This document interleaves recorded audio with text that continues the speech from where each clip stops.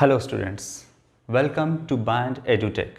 आज हम class 11th unit 3 recording of business transaction में आपका एक नया चैप्टर शुरू करेंगे जो है आपका कैश बुक।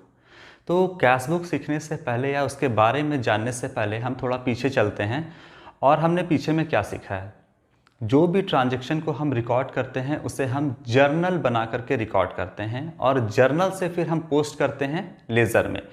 और अगर हम बात करें कि किसी भी बिजनेस में सबसे ज़्यादा ट्रांजैक्शन किसका होता है, जो भी बिजनेस आपका चल रहा है उसमें सबसे हाई वॉल्यूम कैश का ट्रांजैक्शन होता है। अगर आप कोई सामान परचेस कर रहे हो तो कैश देना है, अगर आप कोई सामान कैश पेमेंट करना पड़ता है परचेस करने में, अगर आप सेल कर रहे हो तो कैश आपके पास आ रहा है, वेजेस देना है, रेंट देना है, इलेक्ट्रिसिटी बिल देना है। तो जितना भी ट्रांजैक्शन होता है बिजनेस में उसमें सबसे हाई वॉल्यूम किसका होता है, कैश का होता है। यानी कैश बिजनेस में आते रहता है और कैश बिजनेस से जाता रहता है। तो इसके लिए हम लेज़र में एक अकाउंट बनाते हैं, कैश अकाउंट। और कैश अकाउंट अगर आप लेज़र में मेंटेन कर रहे हो, मान लो ये एक आपका बुक है और आप ये लेज़र बुक है। लेज़र बुक में अगर आप कैश अकाउंट मेंटेन कर रहे हो और बिजनेस में कैश का ट्रांजैक्शन बहुत ज़्यादा होता है, तो अगर ये इतना मोटा बुक है तो इतना पार्ट आपका सिर्फ कैश अकाउंट में चला जाएगा और बाकी सारा जो पार्ट है वो अदर अकाउंट जैसे कैपिटल अकाउंट हो गया, परचेज अकाउंट हो गया या सेल्स अकाउंट हो गया, है ना, डेटर अकाउंट, क्रेडिटर अकाउंट, छोटा से पार्ट में। और सबसे ज़्यादा पार्ट जो है वो किसका भर जाएगा आपका लेज़र बुक में, कैश अकाउंट का। इसीलिए अपनी सुविधा के लिए हम लेज़र में से ये जो कैश अकाउंट हमने इतना मेंटेन किया है इसको हटा देंगे और फाड़ के इसको हटाने के बाद अगर इसको हम अलग कर देते हैं लेज़र बुक में से कैश अकाउंट को, तो ये एक अलग से बुक बन जाएगा जिसको हम बोलेंगे कैश बुक। क्लियर है बात? तो इसमें से हम क्यों हटाएं कैश अकाउंट? क्योंकि लेज़र बुक पे बर्डन ना बढ़ जाए, आपका लेज़र बहुत ओवर बर्डन ना हो जाए। आप कैश का आना कैश का जाना बिजनेस में लगा हुआ है और आप उसको लेज़र में रिकॉर्ड करते जा रहे हो, उसमें आप सारे एंट्री को करते जा रहे हो और पता चला कि कैश अकाउंट जो है वो इतना भर गया और बाकी सारा अदर अकाउंट इतना। तो अपनी सुविधा के लिए हम कैश अकाउंट को लेज़र में से हटा लेंगे और एक अलग से बुक बना लेंगे जिसको हम बोलेंगे यहां पर कैश बुक।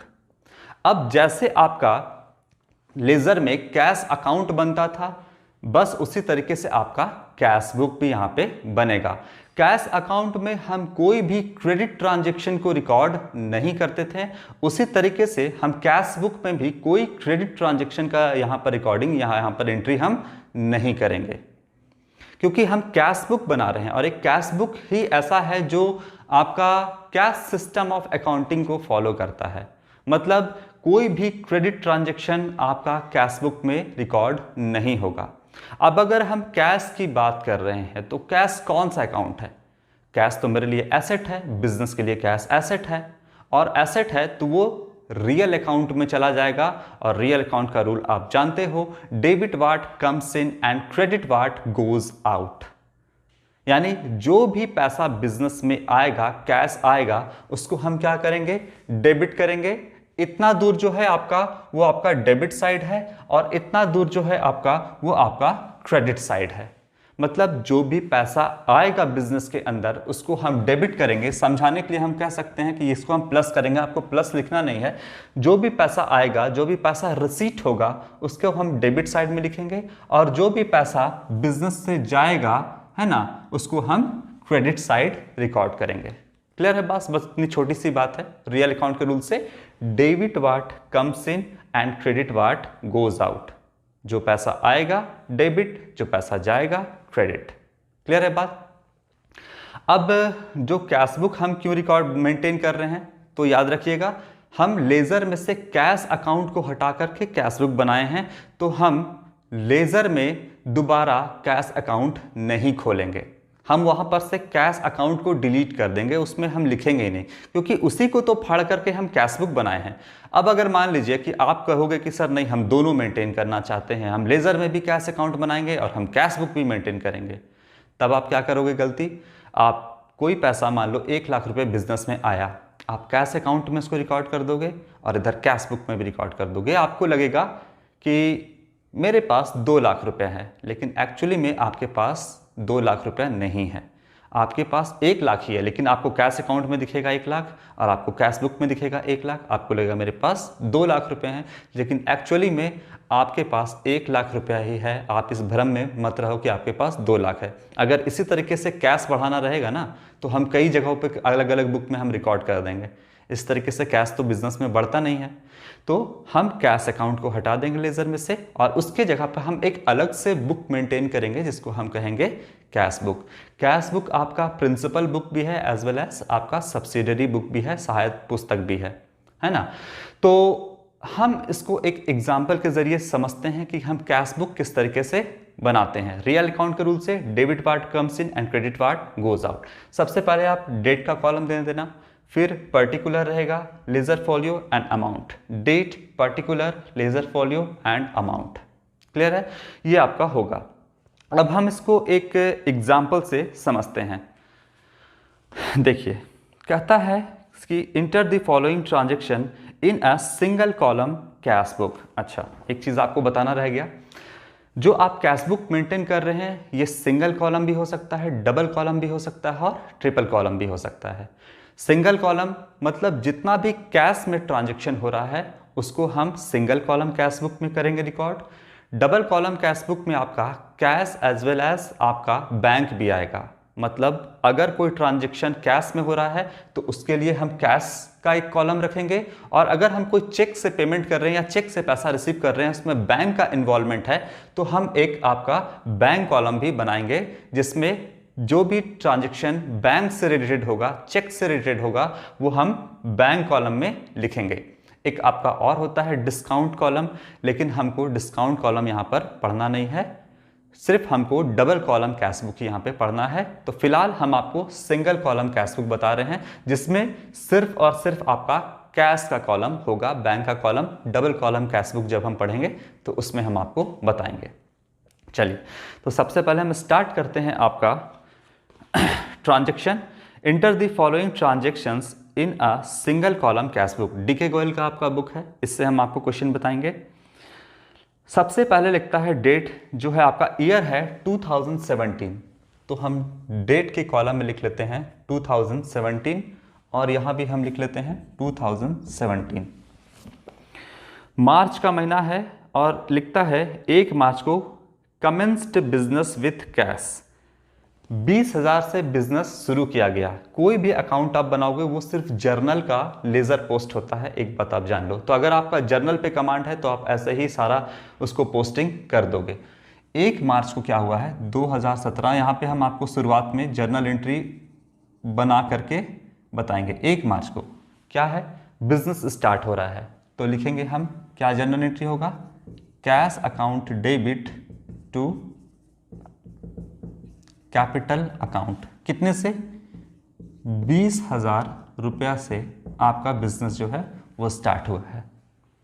अब कैश बुक में हमको सिर्फ कैश से मतलब है, यहां पर कैश क्या है डेबिट है, तो कैश को हम क्या कर देंगे डेबिट कर देंगे। आइए डेबिट साइड में ये आपका कॉलम है, यहां पर हम लिखते हैं 20,000 से डेबिट कर दिए। इसके बाद लेजर फॉलियो का कॉलम आपका खाली रहेगा, लिखेंगे यहां पर 2, नाम किसका जाएगा, मैंने आपको लेजर पोस्टिंग सिखाया है, सारा रूल बता दिया है। यहां पर लिखेंगे 2 कैपिटल अकाउंट और यहां पर हम डेट के कॉलम में डेट लिख देंगे कितना, मार्च 1 हो गया। अब बोलिएगा सर कि जो कैपिटल है वो कहां जाएगा, ये तो कैश बुक में नहीं आएगा। कैपिटल आपका लेजर में हम तो मेंटेन कर ही रहे हैं, उसमें से तो हम कैश अकाउंट हटा के कैश बुक बनाए हैं। बाकी कैपिटल कहाँ जाएगा, कैपिटल आपके लेजर में कैपिटल अकाउंट बना होगा, वहां पर 20,000 रुपये कैपिटल में क्रेडिट कर देंगे। क्लियर है? तो कैश बुक में सिर्फ कैश से हमको मतलब है। ये हो गया आपका। इसके बाद दूसरा ट्रांजेक्शन क्या है, दूसरा है बाउड गुड्स फॉर कैश। हमने सामान खरीदा 2 तारीख को, 2 मार्च को, बाउड गुड फॉर कैश, सामान खरीदा, तो purchase account debit to cash होगा, account debit to cash account. कितना 5,000 रुपए का हमने सामान खरीदा है, लिख देते हैं यहां पे 5,000 5,000। बताइए कैश यहाँ पर डेबिट है या क्रेडिट है?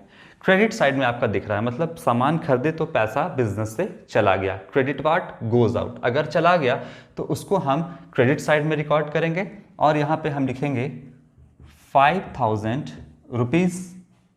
इसके बाद यहाँ पे लिखेंगे हम बाय, नाम किसका जाएगा? परचेज अकाउंट का, और डेट में आप लिख दोगे March 2, 2 तारीख का है आपका।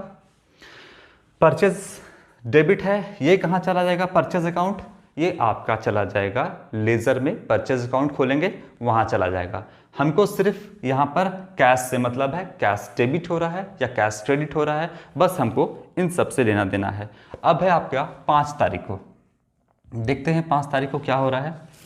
5 मार्च को बोलता है सोल्ड गुड्स फॉर कैश, सामान बेचा गया है कैश में, सामान बेचा गया है कैश में, तो कैश आएगा, cash account debit to sales account. कितने का सामान बेचा गया है? 4,000 रुपये का आपका सामान बेचा गया है, लिख लेते हैं 4,000। कैश डेबिट है, कैश बुक में हम डेबिट साइड में आएंगे और हम डेबिट करेंगे कितना? सबसे पहले अमाउंट लिखना 4,000 रुपीज़, लिख दिया हमने। इसके बाद टू सेल्स अकाउंट और तारीख में आप लिख दोगे 5 मार्च। क्लियर है? बाकी जो सेल्स है वो लेजर अकाउंट, जहां पे आप लेजर बुक में जो मेंटेन कर रहे होगे तो सेल्स लेजर में आपका चला जाएगा, हमको सिर्फ कैश से मतलब है। इसके बाद 5 तारीख के बाद है आपका 10 तारीख, goods purchased from Ravi on credit. 10 तारीख का क्या है? रवि से हम सामान परचेज किए हैं, तो परचेज अकाउंट डेबिट, यहां पर बताएंगे ये क्रेडिट ट्रांजेक्शन है, और रवि से किए तो रवि।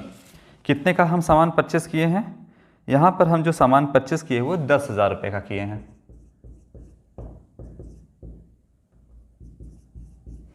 कहीं भी आपको कैश नजर आ रहा है? क्या कैश डेबिट है या कैश क्रेडिट है? नहीं, ये क्रेडिट ट्रांजैक्शन है और इसमें कहीं भी कैश आपको नजर नहीं आ रहा है, इसीलिए इस ट्रांजैक्शन को हम कैश बुक में लेकर के नहीं आएंगे, क्योंकि इसमें कहीं भी कैश का इन्वॉल्वमेंट नहीं है, तो ये कैश बुक में आपका नहीं आएगा। हम आपको जर्नल एंट्री समझाने के लिए बता दिए। इसके बाद है 13 तारीख को। 13 तारीख क्या है आपका, देखते हैं। कहता है कि पेड टू रवि, रवि से हमने 10,000 का सामान खरीदा और हम रवि को पेड कर रहे हैं कितना? 7,000 रुपये यहाँ पे पेड कर रहे हैं, तो यहाँ पर हो जाएगा इसका journal entry Ravi to cash account कितना? 7,000 रुपीज़। अब तो कैश है, हम रवि को पेड करेंगे, debit the receiver and credit part goes out. 7,000 रुपये से बिजनेस को हम रवि को पेड कर रहे हैं, तो बिजनेस से पैसा जा रहा है, कैश क्रेडिट है, कैश को हम यहाँ पे क्या कर देंगे? क्रेडिट कर देंगे, जाएगा यहाँ पर बाय रवि और तारीख हो जाएगा 13 मार्च।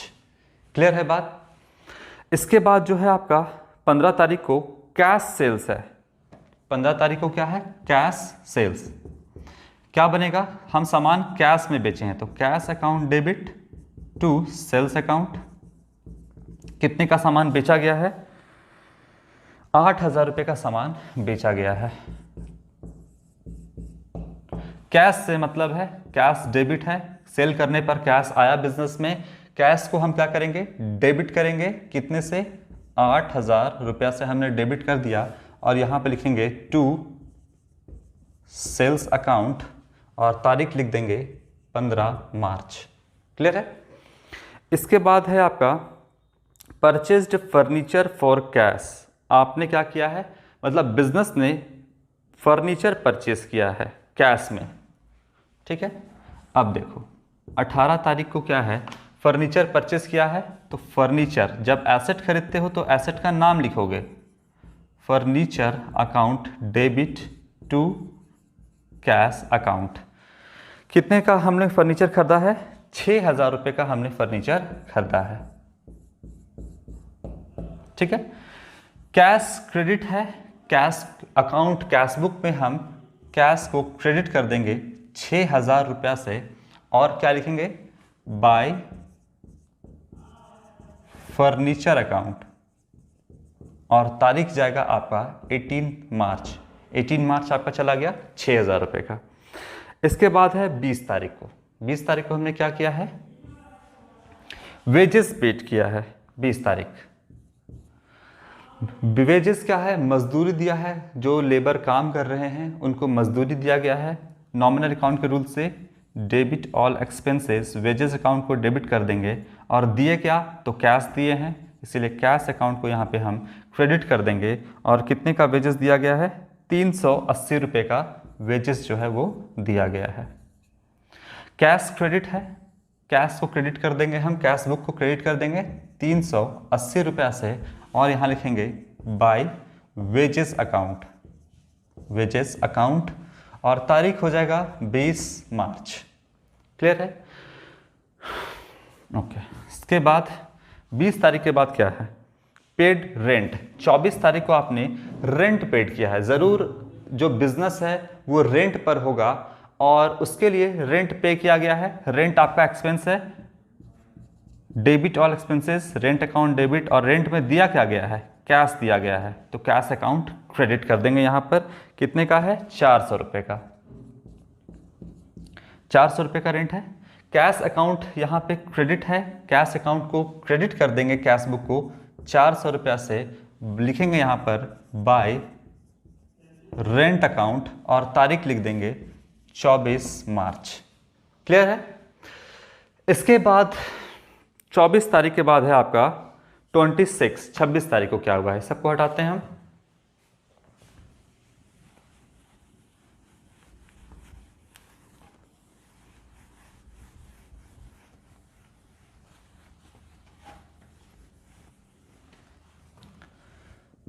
छब्बीस मार्च को क्या हुआ है,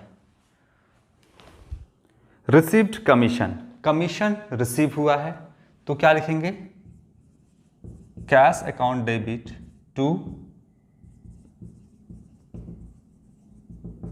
कमीशन रिसीव्ड अकाउंट। कितने का कमीशन रिसीव हुआ है आपका, 600 रुपये का, 600 रुपये, 600 रुपये। कैश अकाउंट डेबिट है, हम कैश बुक को क्या करेंगे, डेबिट करेंगे 600 रुपये से, लिखेंगे यहाँ पर टू कमीशन रिसीव्ड अकाउंट और तारीख लिखेंगे 26 तारीख, 26 मार्च। क्लियर है? इसके बाद बोलता है 28 तारीख को withdraw for personal expense, withdraw किया गया है पर्सनल एक्सपेंस के लिए। तो इसका क्या जाएगा आपका, अगर कोई ऑनर अपने पर्सनल एक्सपेंस यानी कि अपने घरेलू खर्च के लिए कोई भी पैसा निकालता है बिजनेस से, तो वो क्या होगा, ड्राइंग्स कहलाता है। ड्राइंग्स अकाउंट डेबिट और क्या निकाला, कैश, तो कैश अकाउंट क्रेडिट। कितने का पैसा विड्रॉ किया गया है, 1000 रुपये का, लिख देते हैं 1000, 1000।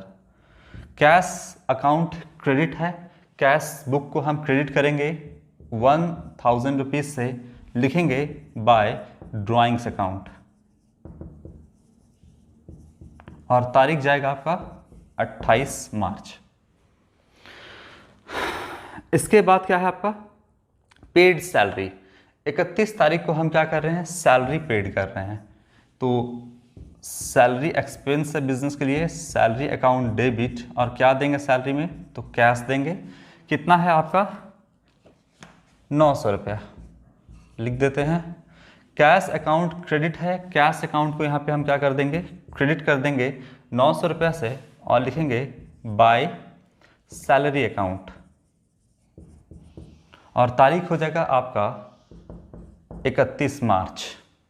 तो ये जो है आपका यहाँ पर कैश बुक जो है बन करके तैयार है। अब सिर्फ क्या करना है, इसको बैलेंस करना है। देखते हैं बैलेंस करने में क्या होता है आपका। जो आपका डेबिट साइड में टोटल करोगे, जब आपका यहाँ पर हम टोटलिंग करते हैं इसको, तो आपका आएगा, जब टोटल करोगे 20, 4, 8 और 6, 32,600 रुपया टोटल हुआ। 32,000 आपका 600 रुपये। अब उधर भी हम टोटल करेंगे तो 32,600 टोटल, और उसमें से हम क्रेडिट साइड वाले को माइनस करेंगे तो आपका बैलेंस जो आएगा वो 11,920 रुपये का आपका बैलेंस आएगा। तो यहाँ पर 31 मार्च बाय बैलेंस सी डी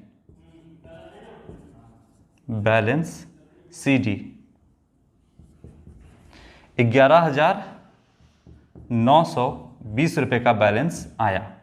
अब हम इसको टोटल कर देते हैं, 32,600।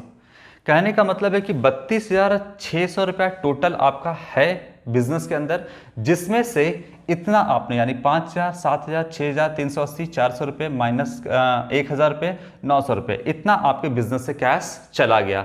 तो 32,600 में इन सब को अगर आप माइनस करिएगा तो 11,920 रुपये बैलेंस आएगा। और इसको हम लिखेंगे balance C D. Balance C D का मतलब बैलेंस कैरिड डाउन। इसको हमको कैरी करके क्या करना है, डाउन करना है। इसको अगले मंथ हम लेकर के आएंगे। तो 2017 मार्च के बाद कौन सा आएगा, अप्रैल। यहां लिखेंगे April 1 to balance B D brought down कितना, 11,920 रुपया। कहने का मतलब है कि बैलेंस सीडी का क्या मतलब गया, मतलब है आपका कि 32,600 रुपये में से इन सब को माइनस करने के बाद जो बिजनेस में कैश बचा है वो 11,920 रुपये का कैश बचा है। मतलब अब बिजनेस के अंदर जो कैश है वो 11,920 है, जिससे आप अपने बिजनेस का खर्च चला सकते हो। तो एक बात ध्यान रखना, कैश बुक जो है वो हमेशा डेबिट बैलेंस शो करता है, फेवरेबल बैलेंस शो करता है। ये जो है ये क्रेडिट साइड में बैलेंस दिख रहा है, लेकिन ये कौन सा बैलेंस है, डेबिट बैलेंस है या क्रेडिट बैलेंस है। ये आया है 11,920 रुपया डेबिट साइड की वजह से। हम इसको बैलेंस करके लिखे हैं क्रेडिट साइड में, लेकिन एक्चुअली में ये डेबिट बैलेंस है, क्योंकि ये आया किसकी वजह से है, किस साइड की वजह से, डेबिट साइड आपका ज्यादा था, इसीलिए तो क्रेडिट साइड में हमको बैलेंस करने के लिए 11,920 रुपया लिखना पड़ा।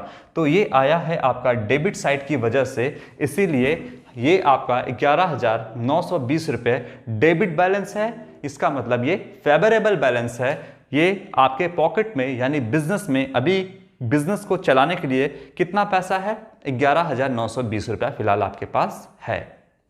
क्लियर है बात।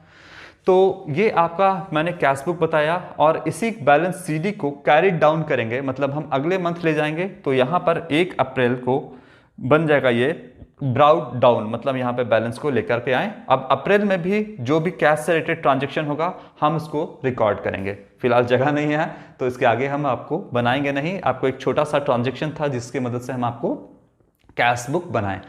हमेशा एक बात ध्यान रखना, कोई भी क्रेडिट ट्रांजैक्शन कैश बुक में आपका नहीं जाएगा। कैश बुक जो है वो आपका रियल अकाउंट है, तो डेबिट वार्ड कम्स इन, जो भी पैसा आएगा डेबिट करेंगे, and credit ward goes out, जो भी पैसा जाएगा हम उसको क्रेडिट करेंगे।